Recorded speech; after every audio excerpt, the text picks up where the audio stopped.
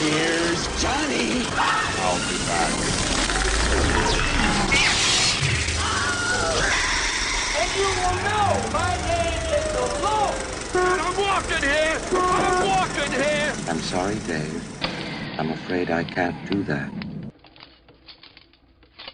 Groovy. So I just typed in Germany to Transylvania, and then they give you like the little breakdown of it. The distance between Germany and Transylvania is 1,137 kilometers. The road distance is 1,482.9 kilometers. They don't mention by boat because it's not an option. I'm a boat woman. I don't understand these kilometers.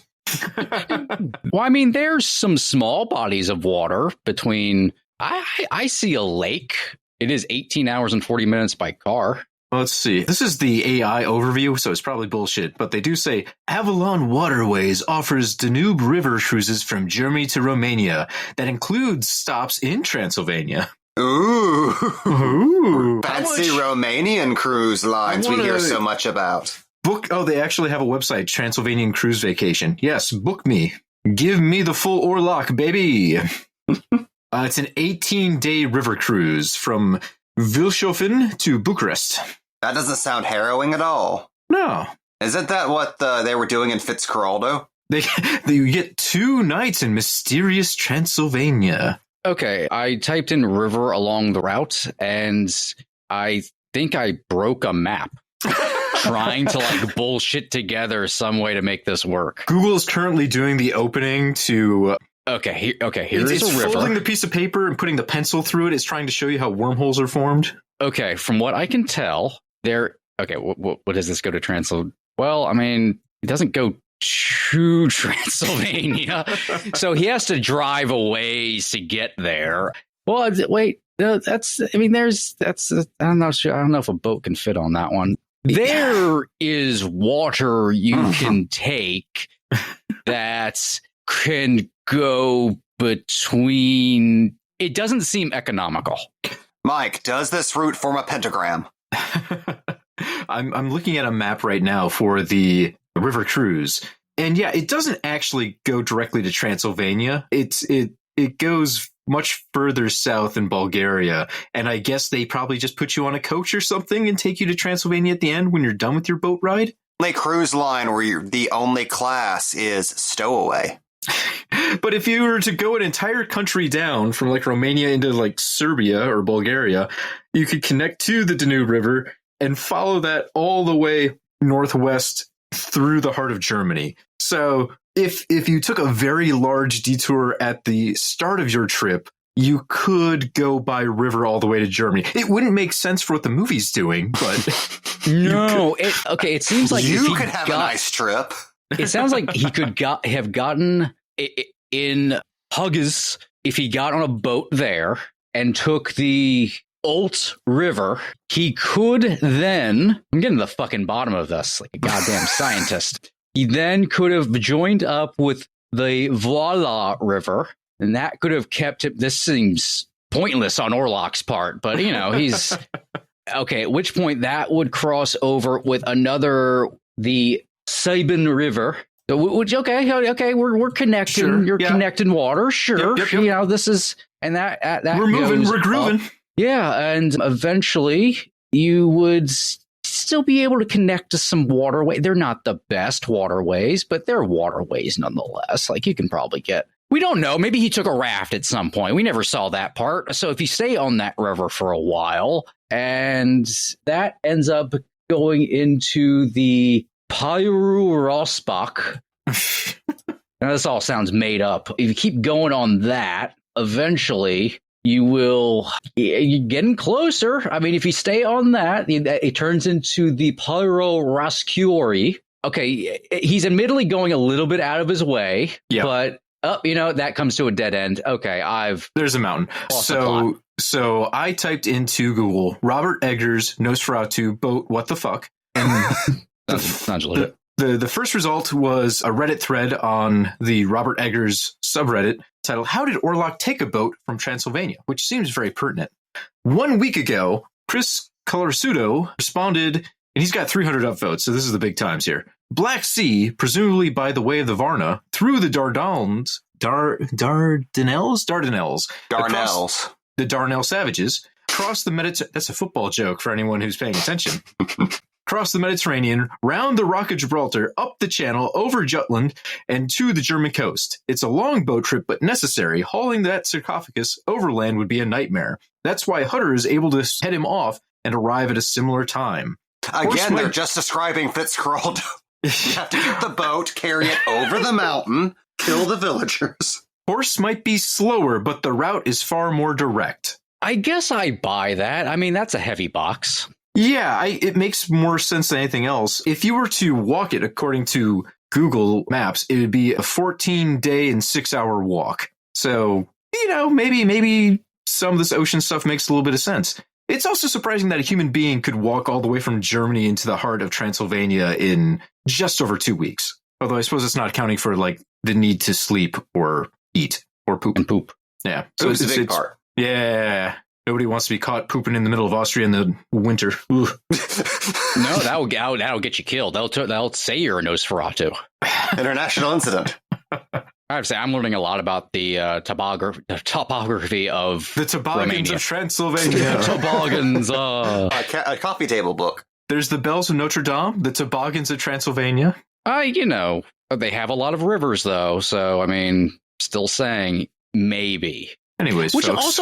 which honestly doesn't that make Orlok seem a little bit fucking stupid, though? He's like, I gotta take this. I'm gonna have to go such the long way because I have to bring the biggest box I possibly could to get to fucking Germany. The family seal.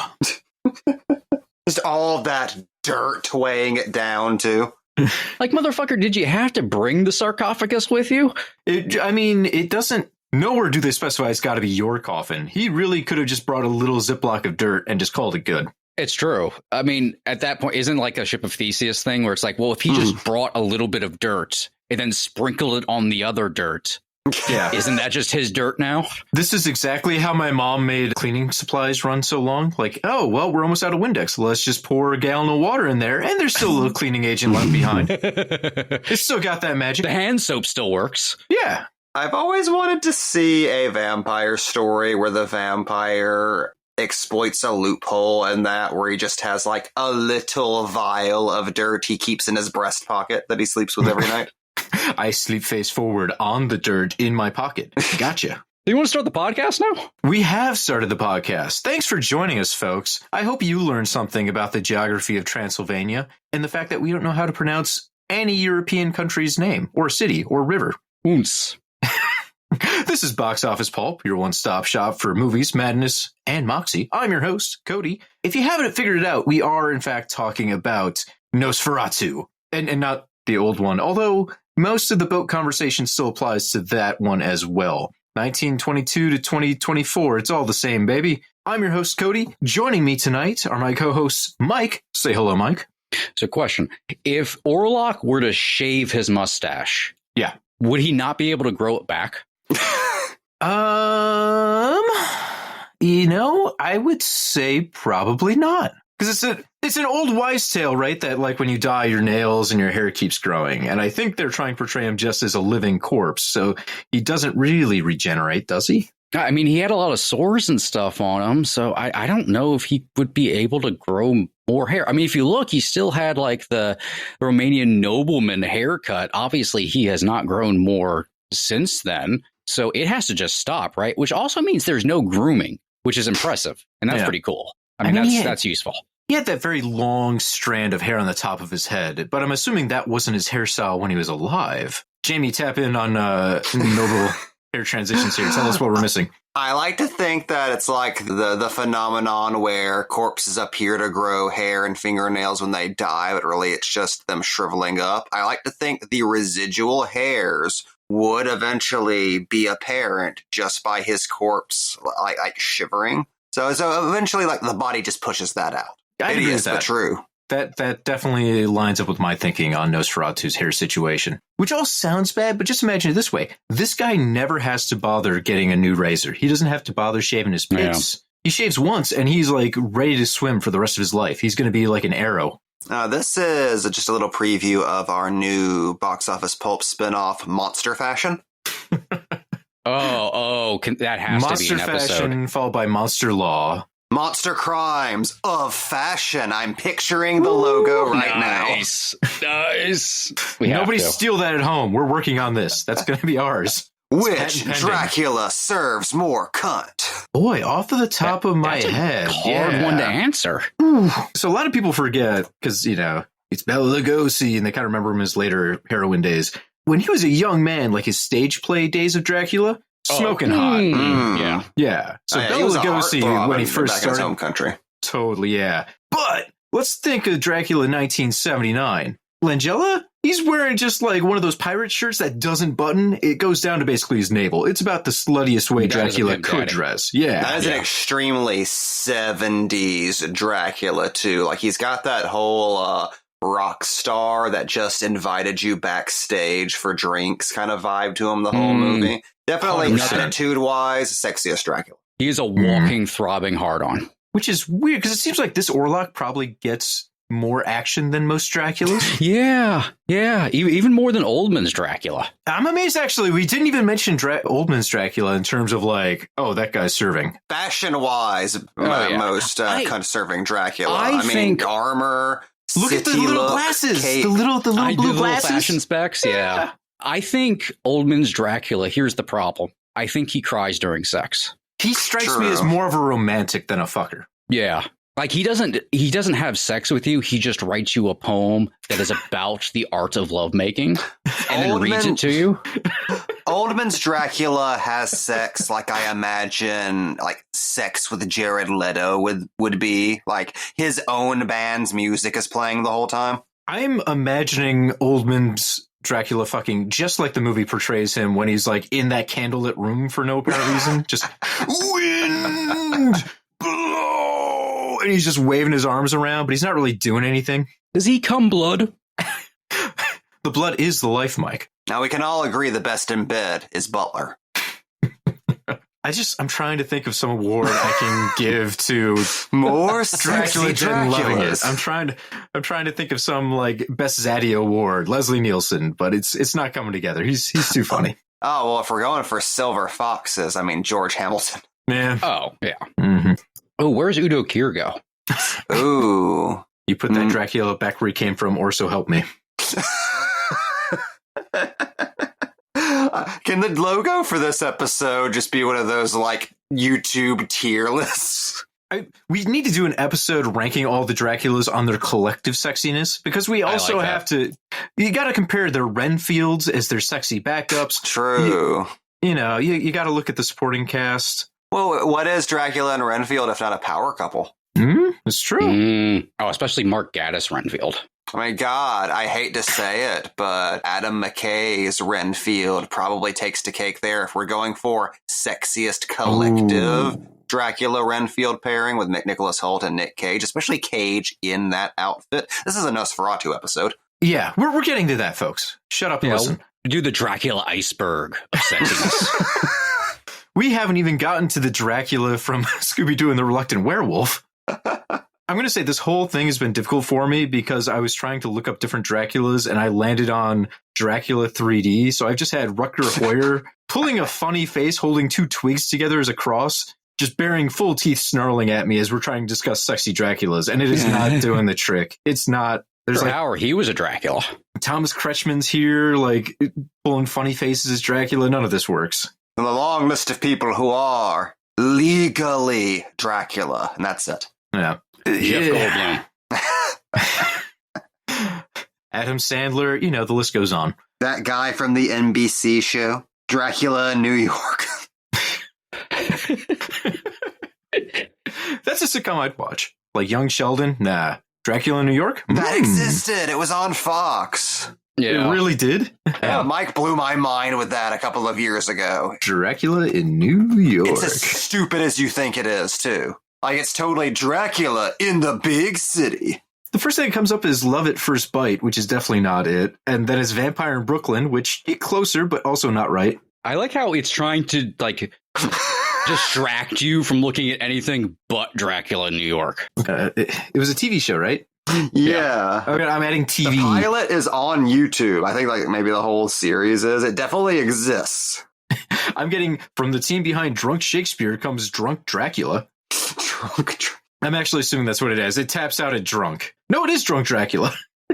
2 months ago. This is a thing New York's apparently getting. They're getting Drunk Dracula. All right, we've lost the plot. Let's get back. Let's circle the wagons. Rewind a little bit. Nosferatu. Spoilers for everyone here, in case you haven't watched the movie yet, which is a little weird. It's been 2 weeks. You've had time. I understand it came out on a holiday, so maybe you're busy with family on Christmas, but come on. You've had plenty of time. We're going to go full spoilers here. So if you have somehow managed to miss Nosferatu the silent movie, Nosferatu the vampire from 1979, Nosferatu the now version, and Shadow of the Vampire. Shadow of the Vampire. Literally any adaptation of Dracula. Just be prepared. You're in for spoilers. We're going to give it all away. There's one person listening to this go, I know nothing of Dracula. I don't know what these people are talking about. They're saying at home, Nosferatu's a vampire? God damn it. I thought it was some kind of clown. But that's who's dating my mom. Luckily, we had that SpongeBob episode as kids that introduced us all to Nosferatu. So I think pretty much every millennial and younger is kind of hip to Nosferatu just because of SpongeBob. I love that iconic TV moment was something they had to argue for so hard. It went to the top of Paramount. That's how important that joke was. Someone asked Robert Eggers about that on the red carpet, and he kind of laughed. He's like, oh, yeah, definitely. It's important that new generations find out about some of these things through other media. So I'm glad he's on board. I know a lot of people kind of accuse him of being a little stuffy and maybe humorless, but I don't quite get that. I think his movies are very serious. He seems very like us. Yeah. The dude himself seems cool. I'm staunchly an Eggers supporter. I feel I have to start with that because I've seen so many comments online saying insane things about him that I just feel like I'm going nuts myself. The man added a fart track to one of his movies to combat rumors of stuffiness. The man is okay. So to start at the beginning here, I'm going to say we all enjoyed the movie. I'm pretty sure none of us came out of this thing thinking it was awful. Not the vibes I got from the group chat. I wish I was watching it right now. Me too. I'm going to an anniversary screening of Paprika tomorrow at 7, and it was all I could do not to order a second ticket to go see Nosferatu a second time. No one's stopping you. I think it's a good idea. And we're getting a director's cut soon. So excited. Oh, baby. One thing I'll say about the director's cut, I'm not sure where the story has pieces missing. Like, it's all put together very well. So it's not one of those situations where you're looking at it like, oh, yeah, I bet they chopped up this third act just to get underneath 2 hours. Don't get those vibes at all. So I'm very curious to see what they add back in. I could easily see that being very just tonal stuff and a lot of, like, exploring scenery and environments. Because so many of those scenes, especially with Hoult exploring in the first act, I could see a cut where those just go on and on forever. I would be satisfied. Yeah, there might be a little more bits and bobs. I wouldn't be surprised if there was more ship stuff, too. All ship. They do an entire, separate movie, just basically The Last Voyage of the Demeter again. This version makes money. God damn it. It does blow my mind that this is somehow the one version of Dracula in the last 3 years that has turned a profit. The least audience-friendly Dracula. And this is the one everyone's like, fuck yeah, give him the money. To put this in perspective, I think the movie is made for about $50 million. It's in weekend 2, just finished weekend 2, I believe, and it's crossed $100 million worldwide. So it's the most successful movie I believe Eggers has made so far, I feel like, is 4. And it's the most successful Dracula movie we've had in the last handful of years. It blows my mind. It just doesn't make sense to me. I love it, but it's so weird. We were talking about this the other day. It's kind of Robin Hood syndrome, I think, where it's been so long since anyone's just done a straight version of one of these without a gigantic twist that makes it half something else. People are just hungry for straight up Dracula, even in a slightly distorted version like this. And it is true, because I think back of the ones we've got in the last few years, and they are all either hiding the fact it's a Dracula movie, or it has to be a twist on Dracula. There's Renfield. Okay, well, now it's more about his sidekick. There's The Invitation, which kind of tricks you to be like, oh, these aren't just vampires. It's Dracula inviting this girl to hang out at his house that he loves. Or even, oh, fuck, I've forgotten the actual name Dracula of it. Untold. Dracula's a superhero now. Yeah, that too. The games begin! I'm blanking on the name. I'm thinking the more recent one where it was, originally billed as Dracula's daughter, and then it was Abigail. Abigail, yeah. which, sorry, spoilers for that as well, I guess now at this point. To be fair, it was originally filmed under the title Dracula's Daughter. So. Yeah, but it does feel like studios didn't want to do straight up Dracula. And Eggers came along and basically went, hey, what if we stripped out all the bullshit and just did Dracula? Which is the exciting part about doing Nosferatu again, in my mind, because it does give him that freedom. He doesn't have to hit all the tropes and homages that you would necessarily expect if you're doing Dracula, because people are slightly less aware of this twist on the formula. And it's already a super condensed version of Dracula, which gives you a lot of extra room to add stuff onto it. And you also have the Herzog movie to pull from as well. Yeah. Well, you can even see it like in the original Dracula, too. They decided like, oh, fuck, this doesn't make sense to have the return trip to Transylvania and the death of Dracula there, or the cowboy. Let's cut some of this down. The cowboy. It's a shame. But this version, it's Nosferatu. They've never had the boat trip back, so it doesn't feel like you're losing anything. And that works in the books because it's already kind of a spread out, funky version of a story. In the movies, it definitely always makes more sense in my mind if you can just contain it more to being like, we're in England now. We're going to finish the story here. Yeah. Yeah, Herzog's Nosferatu is definitely my favorite Dracula movie. Time will tell if this one inches it out, because right now they're both kind of neck and neck for me. But I think the reason for that, why I kind of prefer the Nosferatu take on the book Dracula as opposed to direct adaptations, is that very direct streamlining. Because Dracula as a novel is filled with lots and lots of chuffa, and every adaptation deals with that bloat in its own way. And again, there's something almost like machine perfect about the Nosferatu formula. Just beat for beat, this is everything you actually need for Dracula. And I appreciated, too, not just trying to streamline the formula, but going back a little bit further on audiences' understandings of vampires. Because so much of it is built on Dracula. That set the gold standard for every vampire movie for the last 100 years. But this one allows us to kind of go back and re-examine some of those, and we can avoid some of the tropes. Like I don't think there's a mirror scene in this one where he doesn't have an appearance in the mirror. No, not that I know of. So we're missing that. He doesn't have like his fangs pop out of his face. He doesn't burst into flames at sunlight. It kills him, but it's I think Eggers would say it's very specifically the purity of the dawn that kills Dracula. It's not necessarily sunlight. Yeah. It's a symbolic start of a new day. Yeah. Yeah. It goes back to how it's the same way he died in the original Nosferatu. Jack Black comes out and says, "'Twas beauty killed the beast."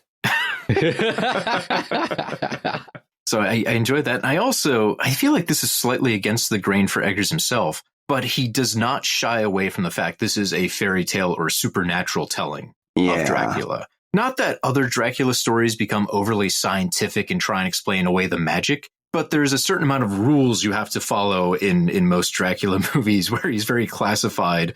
Maybe even, his blood's a virus or does this or that. Mm-hmm. This one is purely, this is some sort of ancient evil. This is pure occult territory. This is folklore Dracula. Yeah. Which is great. Which, I mean, that was very much the original Nosferatu, and occasional adaptions go a little bit that way, but you usually see like other vampire media. And the actual novel Dracula, people forget, is very folklore centered, but it's also a mystery. And it's also almost a piece of detective fiction in a lot of ways, where there's a lot of investigating the folklore to try to get to the bottom of things. Well, that came out just a hair shy of 1900, so they were actually on the pressing edge, too, of some of the medical technology. It's very much a science versus faith story in a certain way. Yeah, and it doesn't play like that nowadays because we look back at them like deciding about blood transfusions, and they're like, "What's good heavens, man? You're bleeding her?" So it comes off as a period piece, and you forget. No, at the time this came out, this was cutting edge. This is like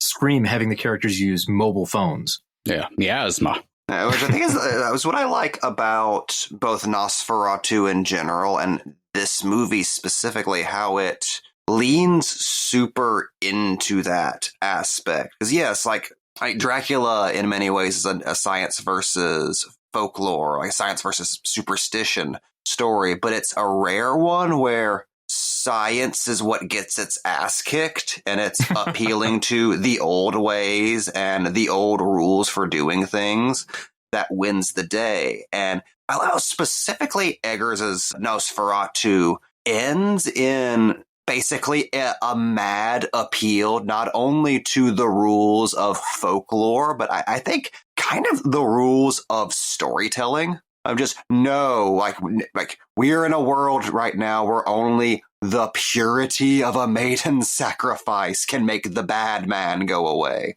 Like, this is bigger than us. This is cosmic. And I love the horror of that, of the dawning realization that, oh, this isn't a drama we have any say in. Like, this is almost like predestined. There's something very spooky about that to me. All the actionable elements you would expect out of one of these stories, are futile, and they aren't supposed to be serving the purpose we think they're serving. And it really does just come down to this one most ethereal idea.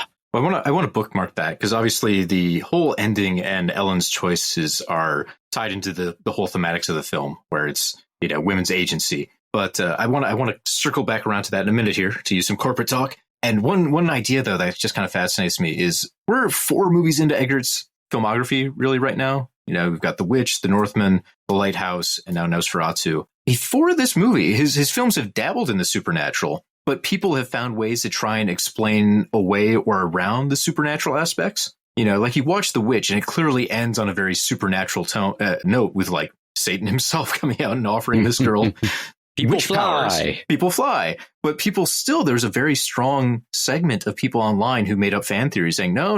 Well, the family was eating, tainted crops. They're hallucinating. They had a very in-depth reasons for why it couldn't be supernatural, and there's a trick on the audience. And I think even in the commentary, Eggers mentions this briefly, but he basically, he plays coy with it, like he doesn't want to get into it. So people found a way to say, okay, well, this is filmed very realistically. The setting's very realistic. Therefore, it can't be supernatural. You get to The Lighthouse, and that one can all be explained away through madness. So you can ignore any trace of the supernatural in that because the narrators are so unreliable. And then even when you get to The Northman, there are moments of magic in that film, and they're presented pretty much on their face as magic. But it doesn't necessarily impact the narrative that much, where you could easily ignore those or just call it like superstition upon the main character. You get to this movie, and Eggers putting his cards down on the table is like, this one's full out supernatural. And if you are denying that it's supernatural, you're one of the stuffy bad guys who might be a shipman, but also a moron. There's a darkness here, and you need to acknowledge it. And I thought that was very interesting, because 4 movies in, I think people kind of have a beat on what they think an Eggers movie should be like. And this movie is saying, no, you're missing very obvious parts of it. We're going to focus in on those. That's what we're doing with these. This is a spook show.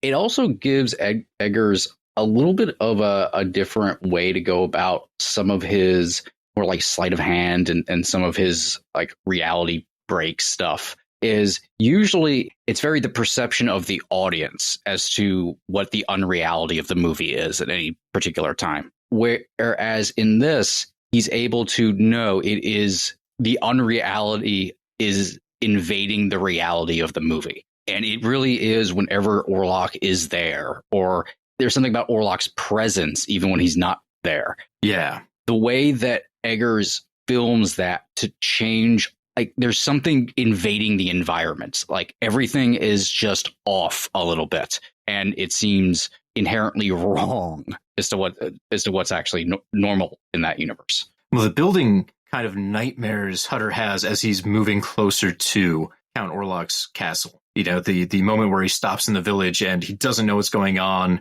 He thinks he dreamed walking out and kind of chasing the village as they destroy a vampire, only to wake up and realize there's still mud on his feet. And then the kind of rush to him being at the crossroads at midnight and the phantom carriage picking him up all the way into Nosferatu's castle. I just can call him Nosferatu now. It's easier. Let me get sued. Oh, no.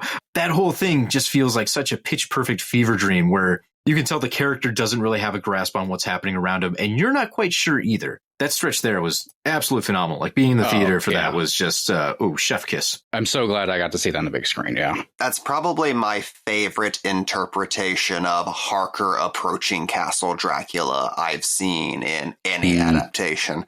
That really is one of those instances where Eggers really nails how you remember the story going, more opposed to maybe like the actual factual events of the novel or of any adaptation. This is very much, it feels very much like the Dracula that pop culture would conjure. Like when imagining like, okay, what would an actually terrifying Dracula story be? Like for a modern audience. Feels very much like that, which I think is very interesting. Almost like an ultimate refinement of the story and of each particular moment, maximized for discomfort and horror. And the way it plays out, we really get to see Thomas stripped of reason and logic. Because it plays almost like a dream, you can interpret all of his actions as being a very sincere distillation of the character. So when he's in there and almost did it again, damn it, Dracula, when Count Orlok, kind of dresses him down and says, "Lord, I am a lord. I'm going to be referred to as a lord." And he immediately starts referring to him as "my lord," which doesn't make any sense. It's not his lord. He is a lord. He's not your lord. You're in German. You don't have to worry about this. Yeah. But he just falls into it because he wants to placate the man. He wants to do everything he can to make him happy. There's kind of a subservient nature to Thomas you immediately glean just from that interaction. There's also something that kind of turns preconceived notions on its head there. Like, okay, he's calling him Count, which anybody who's, watched or intake Dracula media always knows Count. And you're essentially having Orlok go, "Do not fucking call me that. You will call me Lord."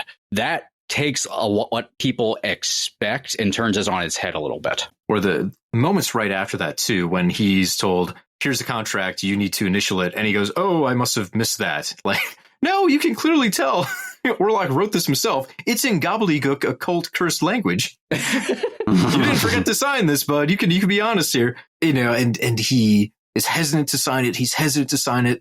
And then he sees the gold and he immediately signs his name. And it feels like the curse is kind of snapped, even though it's the curse taking hold in that moment. And it feels very fairy tale in that. Yeah, it's dreamy. And it's like you can almost tell that he's not quite in control of his actions, but it's going after his heart. He's making a decision with his soul when he takes that money, which obviously makes problems later on. And Ellen does try to defend him, saying, you must have lied to him or something. But it's something where Count Orlok can really insist, no, this guy bent. He snapped. I gave him the choice of money and he went, yes. Yeah.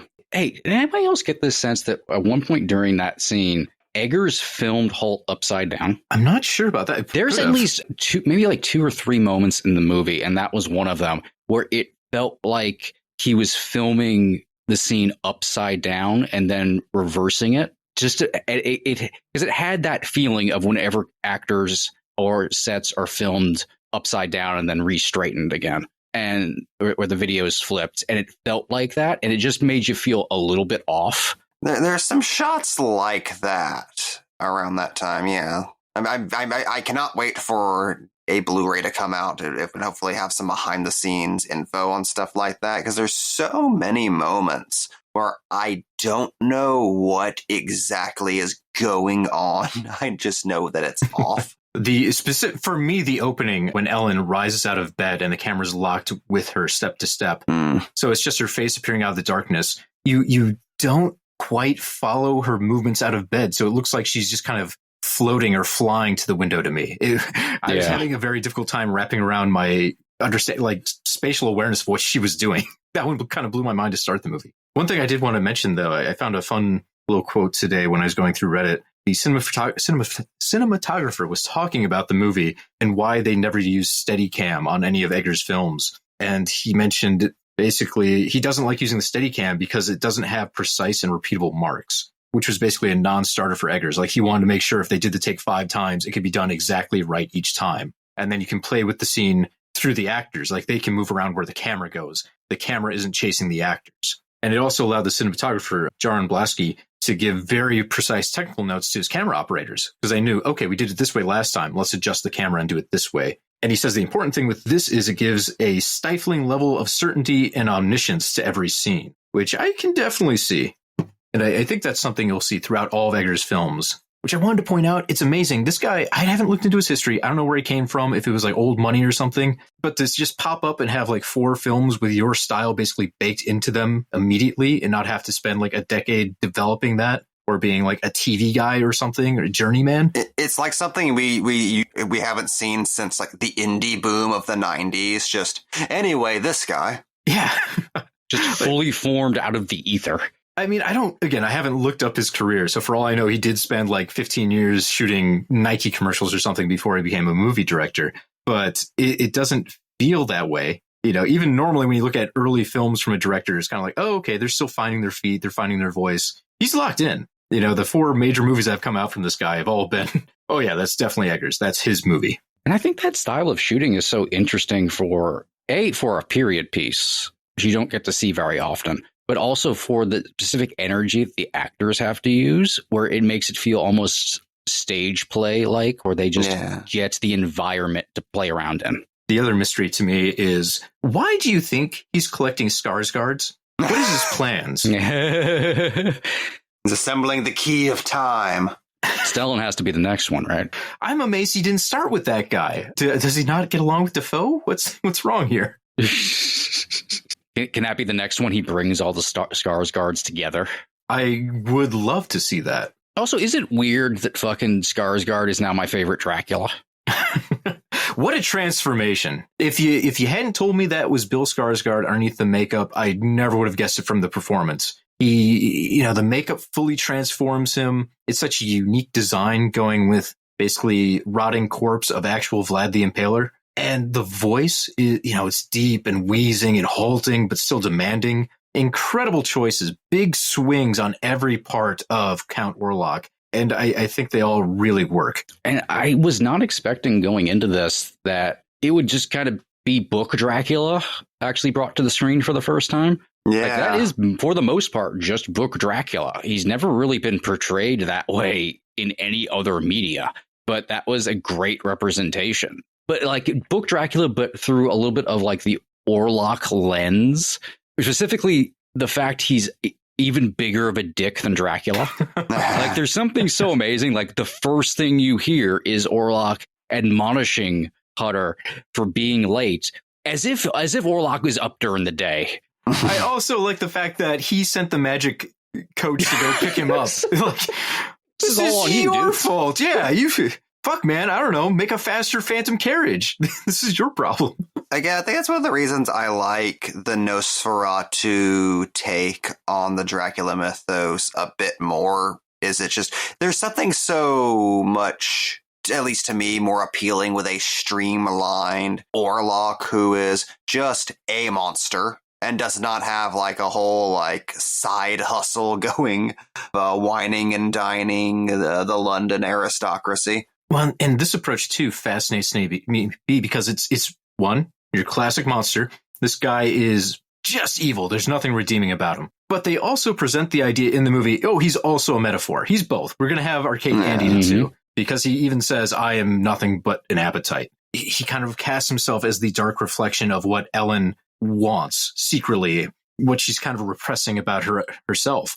So if you really want to go into the movie and look for it as analogy or something like that, it's giving you everything you could possibly want with the vampire. Just flat out stating, yes, I'm a representation of that kind of shit. And if you don't want to look at it that way, if you just want to look at it as a story of the supernatural, no problem, bud. He's still just an evil motherfucker that has no problem killing children. Yeah, if you're not into talking about sex shaming, we can just talk about fucking Orlok sucking Nicolas Hoult's neck. It's funny to think how much it quite often tongue-in-cheek discourse there has been over the years to how actually quite terrifying even the most positive vampire and human pairings are when you consider the spectacular age gaps there. It's very interesting to see a take on the romantic side of the Dracula-Mina relationship through the lens of like what could be seen as just a groomer-child relationship with Dracula as that kind of predator. The downside to that, though, is I've seen way too many goddamn TikToks about people in basically general, being like, yes, yeah, I can just stop there. But just people complaining about the movies like, I can't believe you guys like Nosferatu. That vampire's a groomer. Like, yeah, he's evil. If you stand problematic characters like Orlok, get out of here. Right. Or there's the fact that, Ellen is in some level, actually attracted to him. There is a certain amount of returning lust from her side to him, despite the fact that he is disgusting. This was actually striking a nerve with people. I think people like that because that's complex and that's a super gray area aspect of life that a lot of art is very ill prepared to talk about. So I think seeing that, that's really surprised people. A lot of people are responding to that. Yeah. Ironically, it's going towards the oppressive nature that the movie is calling attention to. And once again, the sex shaming involvement of it. Like, oh no, we're very uncomfortable that Ellen's actually kind of into it. Not to be too much of an old man, but this generation is just not prepared for monster fuckers. Just people wanted to fuck King Kong. Yeah, well, Guillermo del Toro got lucky. If he'd put out The Shape of Water like now, the kids would have turned on him. They've been like, that lady fucked a fish? That's wrong. It couldn't consent. She molested that fish man. The fish man liked it, goddammit. Sorry, that fish god. Fish god, yes. They really stress the god part of it in the novelization. They go very hard on him just being a god who's fucking around that whole movie. I forgot the beat I was going to drop after that. I really just want to talk about monster fucking, I guess. We got stuck on fish dick again. It happens. But there's been a lot of... It's a frustrating trend in my mind of people trying to virtue signal on movies. Like there's a younger audience that are talking about, they set a scene in a Romani village and their treatment of the Romani is bad. Well, yes. I don't know what you want me to say here. Dracula is, in fact, a dick to the Romani people. Once again, he's Dracula. Movies are not religion. Well, and I get frustrated by the idea that a lot of people want to see movies where everything is presented in the most morally just way, or if someone is doing something that is bad, that it has to be clearly marked as bad and get a punishment immediately after. But you also see people still reject that as well. Yeah, so it's a weird bit of modern movie discourse. Movies are simultaneously too moralistic and not moralistic enough. Yeah. This one fascinates me, though, because we've been seeing kind of a pushback on there being sex in films. And this one isn't necessarily graphic, but there's fucking. We have several scenes. Yeah, it's a very horny movie. There's not necessarily nudity in the fucking, but you can tell there's fucking happening on screen. And I was really surprised that the backlash wasn't primarily focused on that. But I think the disgust level of Orlok was enough to kind of disguise the disgust level over sex. There's necrophilia. Yeah, there's even that. I did not have Craven the Hunter fucking the corpse of Cassandra Nova on my bingo card. Nobody did. With the honestly ugliest caskets I've ever seen. They were very oddly shaped. I get they were for children, but still oddly shaped. That seemed like just adding weight for no reason. This movie's all about big coffins. Which, by the way, I'm so glad I can add Nosferatu to my fuck them kids list on Letterboxd. Yeah. Going back to the idea that Eggers does not do funny moments in his movie, I am convinced that the shot in like perfect golden light of the two children praying, basically marking them as dead meat, is 100% a joke. Like, he knows you watch horror movies. The most Georgie-ass children I've ever seen. Yeah. He knows, like, the moment putting that shot on screen, which is so different from everything else in the movie, he's like, this is a bullseye. These two children are dead and they don't even know it. So I'm convinced he also found it amusing to have Willem Dafoe say cock. Probably. Let's just spend a moment on the cast and crew here. Across the board, excellent. I think really everyone here deserves their laurels. I expected Willem Dafoe to just be fantastic, but he was very different than I was expecting, honestly. Still a great performance, but I wasn't expecting an alchemist who is most of the time pretty reserved in his madness until it comes to burning rats down. A guy who's, fairly forward thinking, even though he's an alchemist. He's the only one who understands what really needs to be done, but he's also smart enough to keep his mouth shut because Helen knows the deal as well. And he doesn't want to spoil it. Great turn from him. Accepting of Ellen as well. Yeah. And again, you would think that's an interesting pick because they picked a guy who's, like the upper 60s weirdo scientist to be the one to really understand her instead of like her husband or anyone, even her age range. But they go all the way around. They're like, let's take the grandfather figure and make him the guy who really gets it. Someone say that the closest Van Helsing he is related to is Mel Brooks, and I really agree with that. Yeah. Eggers did say he watched Dracula Dead and loving it to figure out, okay, what are the parts of Dracula that have been done so much Mel Brooks felt they were fair game to make fun of? That's really smart to do, honestly. Yeah, those are the moments I don't want to include in my movie because they're overplayed. And he's completely right. I am convinced the reason Rocket Man is so good is they just watched Walk Hard before that and said, don't do this movie. Yeah, that's 100% it. Like, okay, these are played out. We can no longer do these beats as is. We really either have to re-engineer them or drop them because audiences have had enough. But to get back to the cast here, let's just run down them pretty quick. Lilly Rose-Depp, an actress I've never really paid much mind to. Huge performance here. And I guess this proves that you got to trust your director. And if you get the right guy allowing you to do your thing, if that trust is there, you're going to come up with a really, really big swing. Nicolas Hoult. By the way, a performance that absolutely sets the tone for this movie. Like, I feel like if you swapped her out with any other actress, you would fundamentally change the DNA. She captures she's almost like made in a lab to perfectly capture the melancholy of an Eggers movie. There's a bravery in the performance, too, where she's not afraid to let a trail of snot come out of her mouth. You know, it's not like she's obsessed with, I need to take where I look my prettiest. Very unglamorous performance from a very beautiful young talent. You don't really see that very often. Like that usually comes at like much later in the career. Yeah, and that's why the comparisons to Possession are so strong and like so dead on. Honestly, it's that level of performance. Long way from Yoga Hosers. Yeah. Well, I just assume we never see her again after that. That's where I was at. But besides the physicality of the scenes too, you know, where she has to rip her dress and she's got to throw things around the room and roll her eyes back or go into an epileptic fit. There's a lot of moments in the film where she needs to switch on a dime from being her normal self to being the possessed self. Tough work. That's a hard thing to pull off without looking silly. So, you know. And it's hard to see where the line is. Like, it's in so many scenes in this movie, both with her and Hoult. It's like the shifts in performance can be so subtle moment to moment. You don't know when Orlok's influence is, if Orlok's influence is supernatural at that moment or psychological at that moment. Or if it's even her being honest, if she's letting something out that she would necessarily hold back. So I think there's a lot of really wonderful layers to that performance. Like I said, I didn't really have her pegged as having that in her. So, you know, foot in my mouth. Also, I really want someone to take, she says, make him see our love and just cut to Orlok grumbling and grimacing and kicking a can down the road. The Charlie Brown music's playing as he just walks back to his castle. I can find a new girlfriend.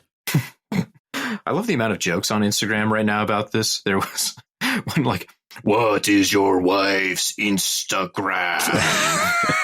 Going to slide into her DMs. The Wi-Fi password, please. So Bill Skarsgard apparently worked with an opera vocalist to get his voice down another octave to be able to do that. Which, holy cow, that's some commitment. I love it. This is a little bit like the Bane voice in the fact that nobody would have predicted that was the sound we were going to get out of this villain. And now it's going to live on. The whole movie could have been a failure and it wouldn't have mattered because we've gotten that incredible voice out of it that we're all going to, you know, joke on for the next decade. But luckily, this one, it all worked. So that's just a bonus. It's amazing that's just the Dracula voice now.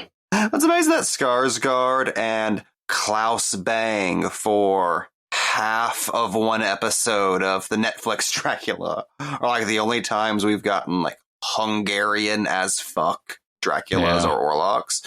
Despite the fact that is such an essential part of the character in the novel, how deeply, deeply Eastern European he is in a very specific manner. Yeah. Right. Well, that used to be the whole interpretation of the fear of Dracula, right? Oh, no, a sexy Eastern European is invading the West. He's going to take our women. And vampires were just a stand-in for basically foreigners. Oh, with all of his strange money and disease and superstitions. Yeah. And dirt. They bring the plague with them.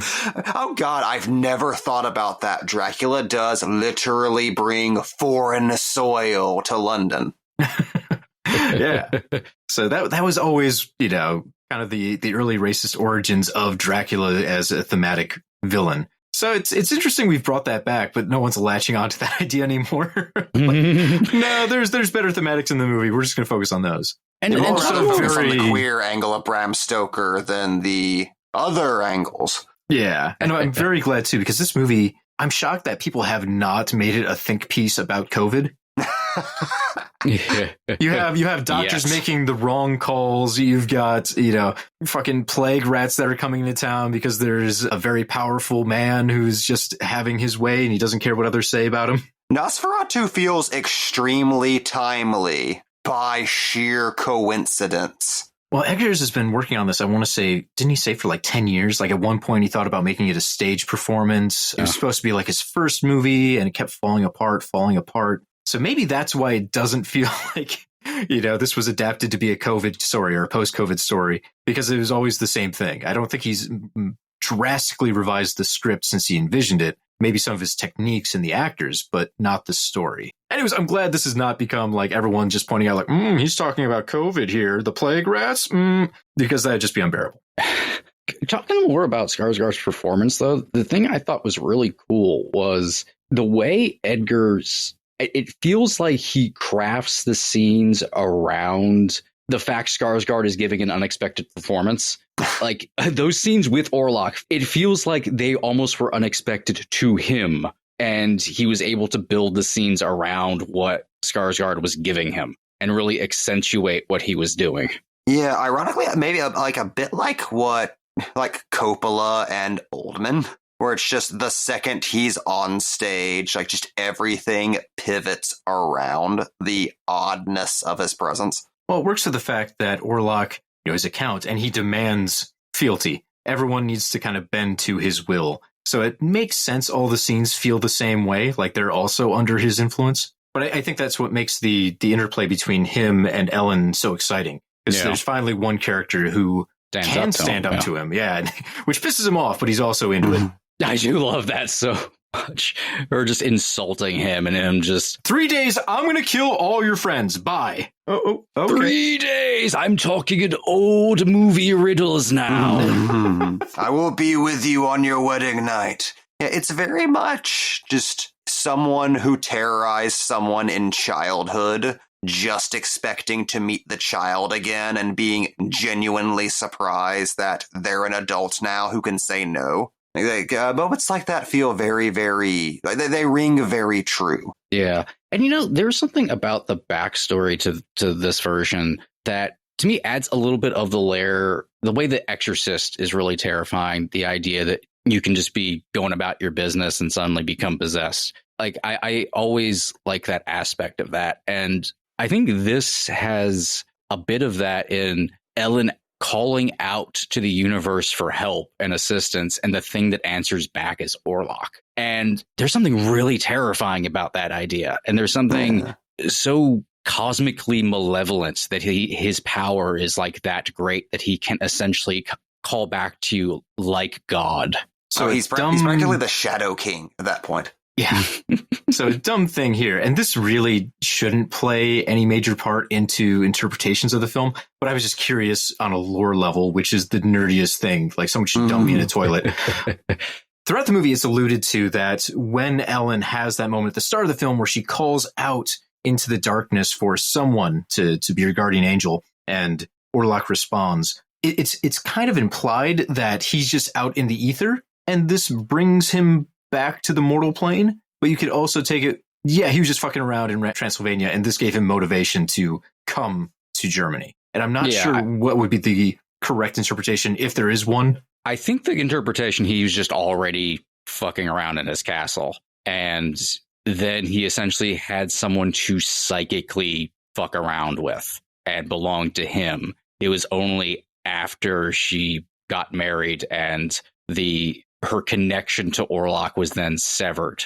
And that's why he has to come to essentially get her back because she is his property. I think you could still apply that same interpretation to the idea of him being awoken from the darkness, like literally from the darkness. He's just a lost soul until she gives him a barometer to re-inhabit his corpse and come back to life. That idea kind of threw me off because we're so used to Dracula's where, no, he's just been fucking around in Transylvania for like 600 years. Locals with hate his him. babes. Yeah. And it's like, okay, well, what if that is the lore we're going with here, where he's just kind of been manifested? I think that would add a little bit to the character's guilt, because, Ellen does believe this is her fault when, there's 10 other people along the way that share just as much blame. But it's also kind of a fascinating idea that she was so powerful, she could just draw a soul from hell essentially to her. And this would be kind of a literalization of the idea of him being just an appetite. Like, no, he is just a disembodied will that wants to steal life. And and everything physical about him is just a means to an end to achieve that goal. Also, weird to think that this movie is essentially art house Satan's Little Helper. Oh, no.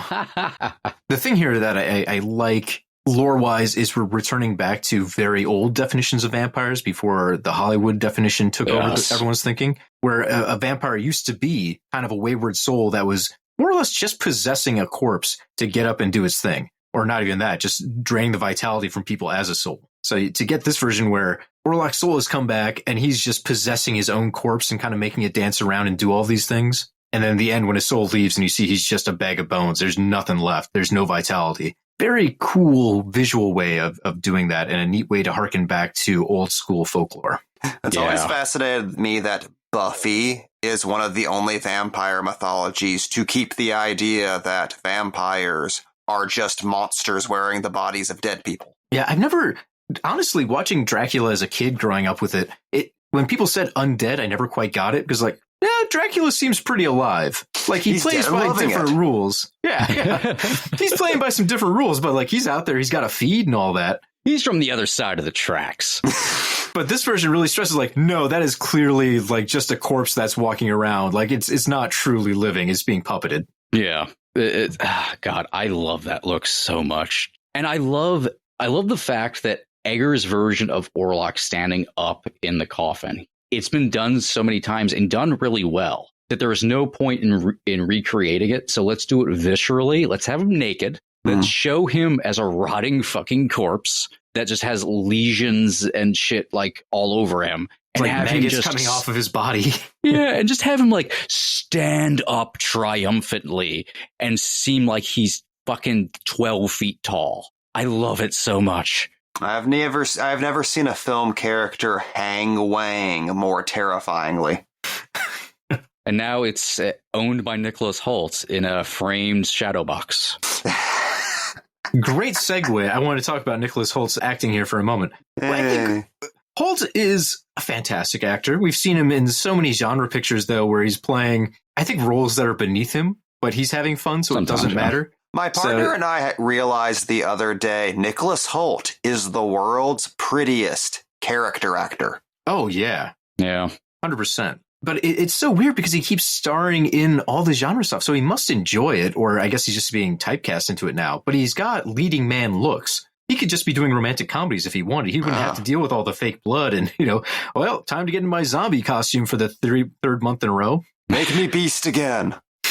He has made it known that he is a giant nerd, so I could see him just wanting to do those roles. But for this character, I love the juxtaposition where, one, it's very, very handsome Nicolas Hoult. Two, he's absolutely goddamn shredded. So the assumption is this is going to be our brave lead hero. Most of the movie, even when he has the right intention, not the case. Like, even at the end when he vows he's going to destroy Orlok to save everyone, Ellen knows that it's not going to do shit. So she has to make up a chore to get him out of the house to make sure he doesn't fuck things up. And that's him at his best. Literally the best thing he does in the movie is accidentally kill his boss. And Willem Dafoe steps in to finish the job. He doesn't even no, I don't want this on your conscience. Let me do it. Yeah, he can't. Because, he doesn't finish the blow off or anything. He gets mad, but he's, kind of taken aback that he's hit the wrong guy. Dafoe's like, no, I have no qualms murdering this little freak. Been to a lot of stakings. It's all where you stand. So I love the traditional leading hero man look that Hoult brings, and the fact that he is so good at portraying a guy who cannot meet those demands. But we also don't hate him. We don't think of him as a slimy worm or anything. It's not 70s, Hutter. Yeah, he did sell out his wife for a sack of gold that he doesn't even leave the castle with. But you still kind of get the sense, he deeply loves his wife. He is just a very flawed man. And he is under the impression he's doing it for Ellen. Yeah. So they can have a life. Well, that's his justification. But we also get the line earlier where he apologizes to his friend for all the debts that he will now pay back. So I think that's him papering over his own shame. He's got a rich buddy that he's had to take advantage of, and it gnaws at him. There's some class shadow stuff going on there. Oh, yeah. Well, and to run that for a bit, at the end of the movie, when Ellen is kind of chewing out Aaron Taylor Johnson, like, hey, man, we can't leave the house. There's vampire shenanigans. And he's like, come on, I let you stay at my house when you were being a weirdo. There's that. I like this dialogue. He even mentions in this day and age, I'm just a simple boatman. But he mentions too, I'll call you a cab, my expense. He's got to rub it in that he's been spending the money in all of this and he's been supporting them. And it's one of those, like, God damn it, man, you're rich. It doesn't hurt you at all. Your daddy gave you a boat business that you barely have to do anything at. Look at that mustache. Yeah, there's definitely a lot of class baked into this. It's not in the forefront as much, but it's clearly there. Yeah. And again, it's like it's very easy to look past it because of how much bloat there is to the original Dracula novel. But a lot of ink is spilled about the transfer of deeds and titles and finances moving around. So financial insecurity is at the forefront of that story, and that's hard. I was mostly impressed, though, that Taylor Johnson was able to arrange a funeral for his entire family, apparently within 4 hours of it happening. No. He got the coffins specially made, like orphan baby-sized coffins. He got the burial plot already. To be fair, the plague was happening. They were doing fucking funerals like every 5 minutes in that place. Baby coffins for sale. Baby coffins for sale. Hardly used. Oh, it looks like your daughter might be a little bit too tall. Don't worry, we just take her off at the ankles. We should be able to fit her in there. No, don't worry, we'll put the ankles up by her head. Another bit of lore I didn't quite understand is they burn the bodies of the victims, right? Like they go into the little, whatever you want to call it, like the little burial house. I'm forgetting vocabulary at the moment. Crypt. The crypt, thank you. That's what I needed. The charnel house.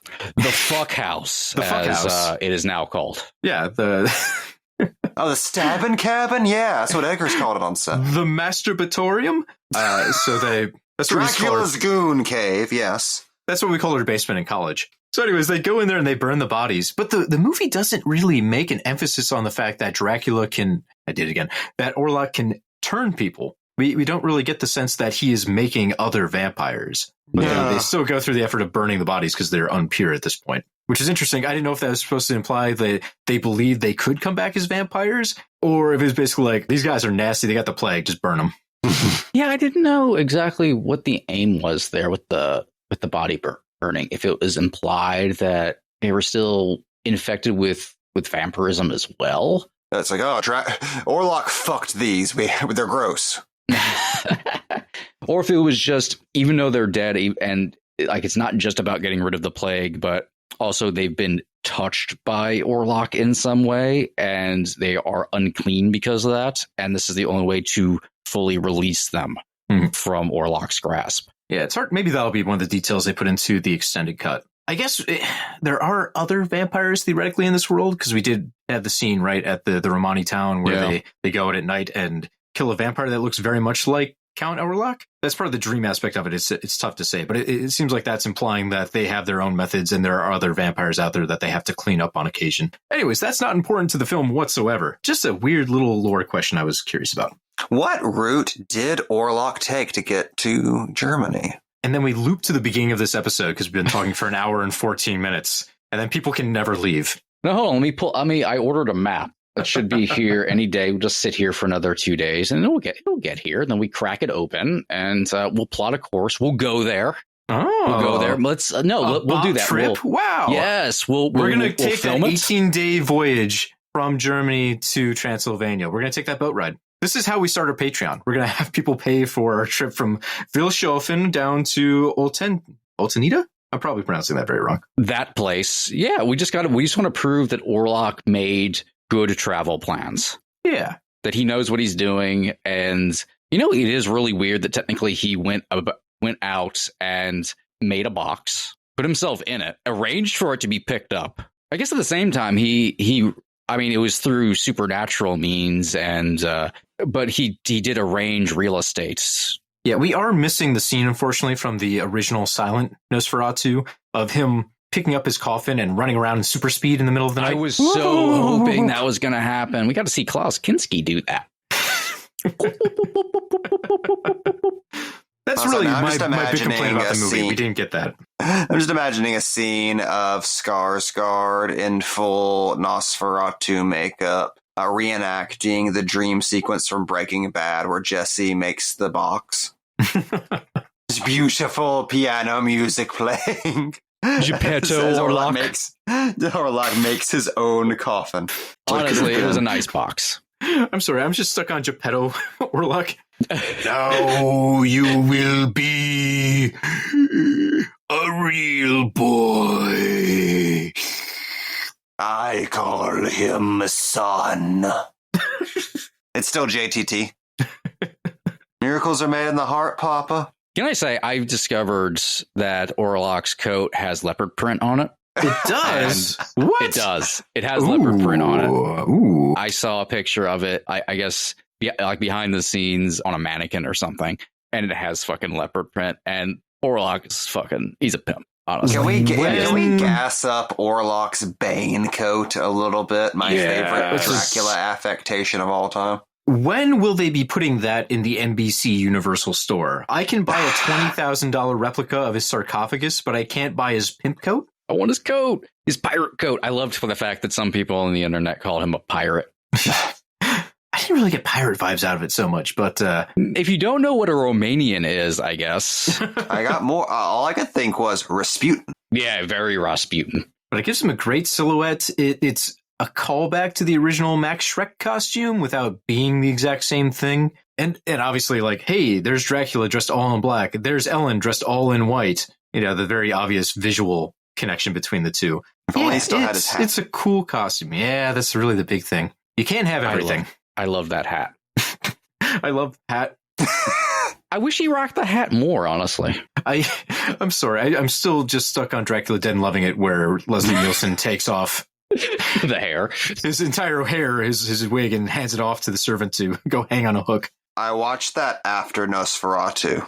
Has it come down? I watched it before Nosferatu because I couldn't get to the theater in time. So, I want this in my head before I this is me the ultimate of evil. This is me ramping up for Nosferatu. I'm sure if you saw it at the Alamo Draft House, they would have played a clip from Dracula Dead and Loving It, just the dream sequence beforehand. I'm trying to remember what my theater played beforehand. They did some Dracula clips, but it was like a collection of bad ones. I thought it was like Dracula Untold and like Dracula 2000 kind of bullshit. Oof! Oh, don't put that in people's heads. It was fine. It's it was mean. all. I barely remembered it anymore, so it all faded quickly. As those movies are wont to do. To that end, within 1 week, I saw Red 1 and Nosferatu, and let me tell you, only one of those can I recall any of the character names or plot details on. And that's Red 1, right? Yeah, definitely. Yeah, Polar Bear. Chris Evans is in that movie. Oh, yeah, I already forgot about that. Yeah, that movie's bigger than Oppenheimer. Is that like the new age version of Big in Japan? Oh. You know who else is big in Japan? Oppenheimer. Too soon, Mike. Too soon. Well, we have gone on nearly an hour and a half, I think, at this point about this. And I feel like we've barely scratched the surface. Commentary. Absolutely. An excuse to talk about all of the Nosferatu. Yeah, Nosferatu month. No, we still have wax to finish. After we're done with wax, we'll do Nosferatu. We have melted the winter's wax. We swear to God, people, we're coming back with more wax soon. There was just a very exciting vampire movie in the way. We had to do this first. You understand how it is. We got to get this. Have you seen Orlok's penis? His penis. Better. I'm here, Uncle Ben. Poor Uncle Ben laying on the ground as Nosferatu suckles the life out of his chest. Just slowly coming forward. Hey, Peter. Peter, I need fire. I need electrolytes. Peter. I was trying to wrap this show up, and now it's just going to be fucking 20 minutes of Uncle Ben dying jokes. Also, my audience wanted to laugh at the sucking sound so bad, but they were so visceral and weird they couldn't bring themselves to do it. My audience was not laughing at anything. I was very happy about that. I've heard some audiences kind of laughed at the final shot of the movie where you see Orlok. Yeah. For some reason. I have no idea. Why was that funny? I mean, to be fair, the ending of that movie is hilarious if you forget if you forget that Emma is going to die and you think the entire tension of that finale is Hoult trying desperately to not get cuckolded. No, a bad man's gonna fuck my wife. No, I'm too late. No. See, now I'm just stuck on if Ellen was still alive, then they would have to try to get Orlok off of her. So it would just be like this awkward moment of her just like sitting there waiting as they're trying to move Orlok. But bring out the jaws of life. At the end, Orlok looked like he was made of firewood. Like kindling. They could have just picked him up. He was like 15 feet tall. I mean, that's going to be heavy bones. The only addition to the director's cut is it ends like Herzog's Nosferatu, and the chief of police walks in and arrests all of them for whatever the hell is going on in that room. It's going to be tough to explain. This is the one where there's actually a vampire corpse left behind. They have to be like, boy, this one's hard to explain, officer. A lot of people are dead. Let's just sweep this under the rug. No, this is still better because Orlok's body stayed around in Herzog's version. I mean, perfectly fine. Like he didn't burn up or anything. He just collapsed onto the floor. Dead, weird dude to deal with. Yeah. One little fun fact Eggers gave out the other day was when they designed the corpse puppet for the end movie shot, it was designed to bleed out from like the eyes and from underneath the fingernails and the ears, like all of his orifices are bleeding, including the asshole. When they set it all up, they realized, oh no, this is going to look very, very silly if he's just bleeding out his ass in our dramatic final shot. So they had to literally put a cork up the anus of Orlok's corpse. To stop him from leaking blood out his butt in that final dramatic shot. I just love how that's in somebody's garage now. Once again, release the butthole cut. Oh, no. Okay, movies, you got to stop it with the buttholes. People like buttholes, Mike. I don't know what you mean. Frontier. It's 4D. But I love a good butthole in the safety of my home. Folks, we've been Box Office Pulp. Thank you so much for listening to us tonight. If you would like to hear more of our show, in our deep critical analysis of movies and buttholes, you can find us on boxofficepulp.com. We're also on Spotify. Pretty much anywhere you get podcasts, we're probably lurking in the shadows talking about buttholes. Anyways, thank you so much for listening. We'll catch you soon. We swear to God, or we'll kill Jamie. Sorry, Jamie. No.